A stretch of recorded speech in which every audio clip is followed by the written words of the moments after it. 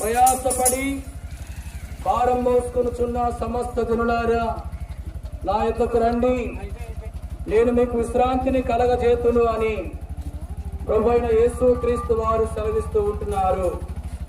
దేవుడు లోకమును ఎంతో ప్రేమించెను, కాగా తన అద్వితీయ కుమారునిగా పుట్టిన వాడి యందు విశ్వాసముంచు ప్రతి వాడును నశింపక నిత్య జీవం పొందినట్లు ఆయనను అనుగ్రహించెను.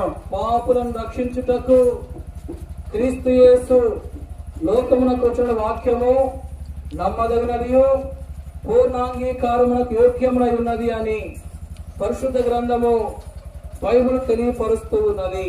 పరిశుద్ధ గ్రంథం ఈ విధంగా సెలవిచ్చుతున్నది, ఏ భేదమును లేదు, అందరూ పాపము చేసి దేవుడు అనుగ్రహించి మహిమను పొందలేకపోతున్నారని పరిశుద్ధ గ్రంథం స్పష్టముగా తెలుపుతుంది.